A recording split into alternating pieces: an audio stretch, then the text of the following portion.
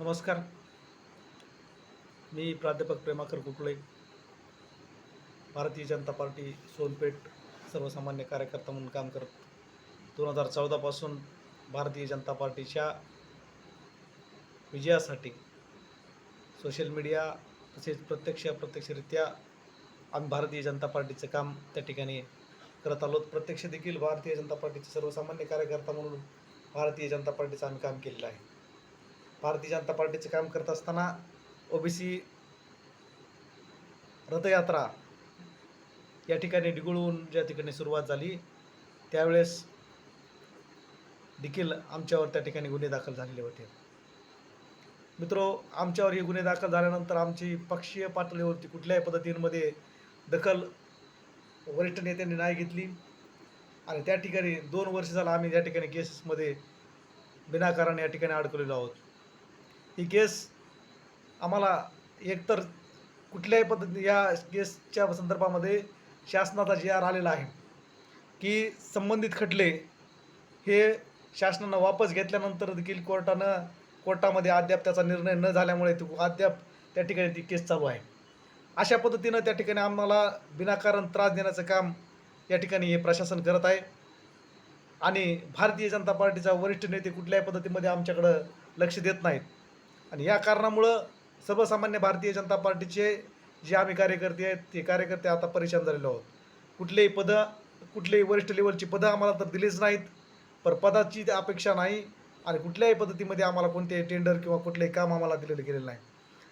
तर हे जर भारतीय जनता पार्टी करणार असेल तर सर्वसामान्य कार्यकर्त्यांना जगायचं कसं असा आमच्या पुढे प्रश्न पडलेला आहे. आम्हाला जर कुठलं काम देणार नसताना, आम्हाला जर कुठल्या योजनेमध्ये कुठल्या विभागामध्ये कुठले अधिकार देणार नसताना तर भारतीय जनता पार्टीचं काम करून आम्हाला काही उपयोग होणार नाही. आम्हाला या ठिकाणी वेगळा विचार आम्हाला त्या ठिकाणी करावा लागणार आहे. त्यामुळं माझा व्हिडिओ ऐकणाऱ्या प्रत्येक भारतीय जनता पार्टीच्या वरिष्ठ नेत्याला आमचं म्हणणं आहे की ही अवस्था नुसत्या सोनपेठ शहरामध्येच नाही तर महाराष्ट्रामध्ये प्रत्येक गावाखेड्यामध्ये आता ही ठिकाणी झालेली आहे.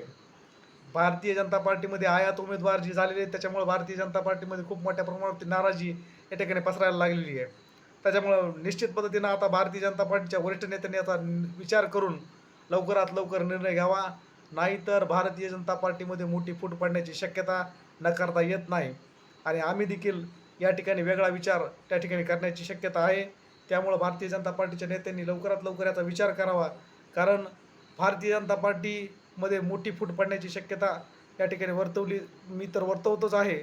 त्याचबरोबर जर आम्हाला या ठिकाणी भारतीय जनता पार्टीच्या वरिष्ठ नेत्यांनी दखल घेतली नाही तर आम्ही देखील भारतीय जनता पार्टीचा सदस्यत्वाचा राजीनामा देऊ आणि या ठिकाणी भारतीय जनता पार्टीचं कुठलंही आम्ही काम या ठिकाणी यापुढे करणार नाहीत. तुमची पार्टी जरी योग्य असली, तुमची योजना जरी योग्य असल्या तरी तुम्हाला जी राबवणारे कार्यकर्ते असतात हे कार्यकर्ते तुमच्या योजना तळागाळापर्यंत पोहोचवत असतात. तुमच्या शासनाची प्रत्येक माहिती ही तळागाळापर्यंत पोहोचवण्याचं काम हे कार्यकर्ते करत असतात. तर या कार्यकर्त्यांना जर तुम्ही कुठल्याही पद्धतीनं न्याय देणार नसताना तर या ठिकाणी भारतीय जनता पार्टीचं काम करून काही उपयोग होणार नाही. त्यामुळं आमचं स्पष्ट म्हणणं आहे, जर वरिष्ठ नेते आमची दखल देणार नसतील तर आम्ही या ठिकाणी भारतीय जनता पार्टीचं काम सोडून आम्ही देखील दुसऱ्या पक्षामध्ये प्रवेश करू. संघर्षाची भूमिका आम्हाला काही गरज नाही सत्तेची आणि सत्तेच्या लालच आम्ही आज आम्ही भारतीय जनता पार्टीची सत्ता आणण्यासाठी 2014चा ज्यावेळेस काँग्रेसचं सरकार होतं त्यावेळेस आम्ही या ठिकाणी संघर्षाचा काळ बघून आम्ही ही सत्ता आणली. संघर्षाचा काळ बघून आम्ही सत्ता आणल्यानंतर देखील आमच्या आयुष्यात जर परिवर्तन होणारच नसेल, आमच्या आयुष्यामध्ये काही बदल होणारच नसतील तर या ठिकाणी आम्ही भारतीय जनता पार्टीचं काम का करावं असा आमचा प्रश्न पडतो.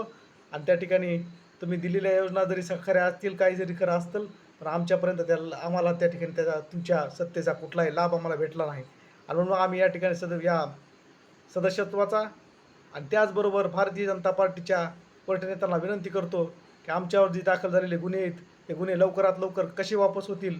कारण शासनानं केस टाकल्या, महाराष्ट्र सरकारनं ह्या केस टाकल्या आणि महाराष्ट्र सरकारनं जी-आर काढलेला आहे की या खटल्याच्या संदर्भामधील जर शासकीय मालमत्तेचं नुकसान झालं नसेल तर त्या खटले वापस घेण्यात यावे.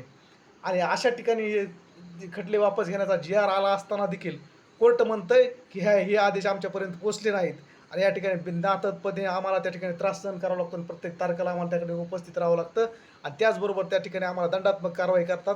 त्या आम्हाला नोटिसा काढतात, आम्हाला त्या ठिकाणी पकड वॉरंट काढतात.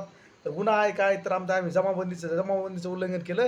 जमाबंदीचं उल्लंघन व्हायला आमचा जमाव देखील तितका नव्हता.